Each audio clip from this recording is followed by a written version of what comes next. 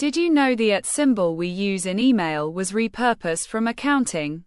Back in 1971, Ray Tomlinson was working on ARPANET, the Internet's ancestor, and needed a way to separate the user from the machine name in email addresses.